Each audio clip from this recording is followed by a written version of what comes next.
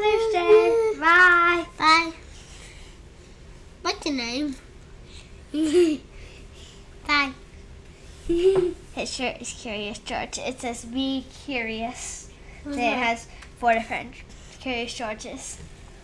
1 curious George, 2 curious, 3 curious George, 4 curious George. And that's it. There's only 4. No, that's 1 curious. And 1 curious. 4 on your shirt. No. Okay. Today we are going to finish up the farmers that we've been talking about. I know this devotional is for women, but as everybody knows, it is Father's Day, so that's what's on my children's mind. I hope everyone is having a great Sunday and that you're getting to do what you want to do. Like I said, we are going to finish up the farmers. We started with the gambling farmer last week. We started with the gambling farmer 2 weeks ago. Last week we talked about the controlling farmer, and today we're going to end with the trusting farmer. And the verses for the trusting farmer is 1 Corinthians 3:10 through 14. According to the grace of God given to me, like a skilled master builder, I laid a foundation, and someone else is building upon it. Let each one take care how he builds upon it. For no one can lay a foundation other than that which is laid, which is Jesus Christ. Now if anyone builds on the foundation with gold, silver, precious stones, wood, hay, straw, each one's work will become manifest, for the day will disclose it, because it will be revealed by fire, and the fire will test what sort of work each one has done. If the work that anyone has built on the foundation survives, he will receive a reward. These verses tell us that our foundation needs to be built on Jesus Christ. It doesn't say that we can't build on gold, silver, precious stones, wood, hay, or straw. But it does tell us if we build on those materials, what's going to happen? It's not going to survive. We want our foundation to survive. We want our reward. Our reward is heaven. So to get there, our foundation has to be Jesus Christ. So with that in mind, our foundation is Jesus Christ. We're going to look at the characteristics of the trusting farmer. The first one, because his foundation is Jesus Christ, he keeps God's laws because he gave them.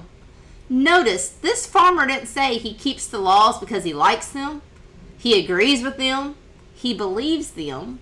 No, he said, I keep them because God gave them. Again, our foundation is supposed to be God. We keep the laws because they are God's laws. How many of us question the law? How many of us, and I'm not talking about, I guess when I was doing this, I thought immediately my mind went to kids. They question everything we do. From, why am I putting these clothes on today? Why are we eating this? Why are we going to this place? Why are we sending this card? Why are we calling? I mean, it's just why, all day long. Some of us do question the laws. But again, the questioning part is not wrong.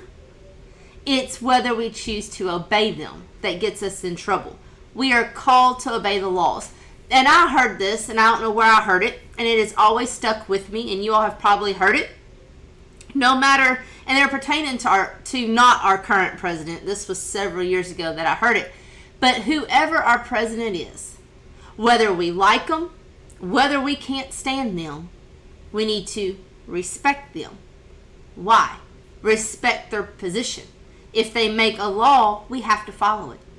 We're God's people. Now, bring that to the law today. Where do we find where we're told what to do and how to do it? The Bible. We have to follow it. If we don't follow the law, we're going to be lost. The trusting farmer knows God's laws. He knows the Bible. He knows what he should do. He knows what he should follow. Are we the same? Or are we not the trusting farmer? The second characteristic of the trusting farmer is he is faithful and delights in doing God's will. The trusting farmer is faithful. He's faithful. Are we? Can we say we're faithful? It comes easy for us to be faithful to our family, to our friends, to work. But are we faithful to God? Or do we just give him whatever time is left, or the leftovers, as I like to put it, that someone told me once before? We just give God what is left. This farmer delights in doing God's will. He is happy to do what God commands. Are we happy? Do we do things just to get them done? Or do we enjoy what we are called to do? And immediately what came to my mind is we've had a sick child this week. I feel like we have a sick child every time I turn around. But we had a child who was sick. And the first thing when I was doing this devotional, I thought about the people who bring food. The people who call and checked on us. The people who, whatever, fill in the blank. I sincerely think they did it because they wanted to. They really did want to know how we were doing. They really did want to know how we were. But when we're in a situation like that, when we get the call that someone has had a death in their family, do we go, oh, they're going to ask me to make those green beans again? I'm the only one who can make green beans. Or do we say, hey, I heard so-and-so is gone. I would be more than happy to make those green beans. What time do we need green beans at their house? Totally different attitude. To be the trusting farmer, we have to be faithful, and we need to delight in what we do. Delight in being the Christian we are called to be. The trusting farmer, his personality is self-crucified, meaning I will do it his way. I will do it God's way. If we want to get to heaven, we have to do it God's way. I know a lot of us like to be our own person and do our own thing, but that is not what we're called to do. Are we willing to do life God's way? We're going to end this devotional like we always do. There's always consequences. There was consequences to the gambling farmer. There's consequences to the controlling farmer. There are consequences to the trusting farmer. The two consequences are, the first one, if we are the trusting farmer, we will be content and fruitful, and God will delight in us. Those sound like good consequences, don't they? They sound good to me. I'm going to be content, I'm going to be fruitful, and God's going to be happy with me. We all love the feeling of making others happy. It does us good. Again, it is easier for us to make family, friends, co-workers happy, but are we making God happy? Are we getting into His Word? Are we doing Bible studies with ourselves, with our families? Are we getting into the Word? It's been interesting this quarter, semester, whatever you want to call it. We have combined all the kids on Wednesday night.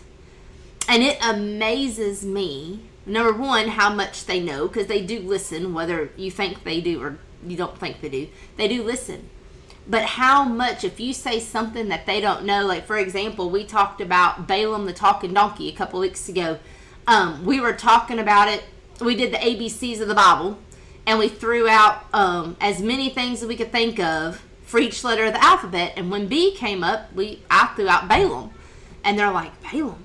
There's a talking donkey in the Bible? And we went down the row, and of course my older kids knew the story, but the young ones were like, we never heard that. So I took the next week and we talked about Balaam the talking donkey, and they were just amazed. Do we do that? Do we hear something in a sermon? Do we hear something online? Do we read something, whether it be on the internet, a newspaper, whatever, a book, and just take it for what it says? Or does it go, hey, I've never heard it put that way before. I've never heard that before. Let me go look for myself. Let me study for myself. That makes God happy. When God looks at us, is He delighted or is He sad? And I'm just going to leave it at that. Those are our three farmers. That is what these devotionals were about. Obviously, we don't want to be the gambling farmer. We don't want to be the controlling farmer. We do want to be the trusting farmer. We all need to strive to be the trusting farmer. This one is a little bit shorter, but I am going to end with that right there. I know it's a busy day for some, so I hope everyone has a great week. Try to stay cool. If you need anything, you always know where we're at, and I will talk to y'all later and see you next week. Bye.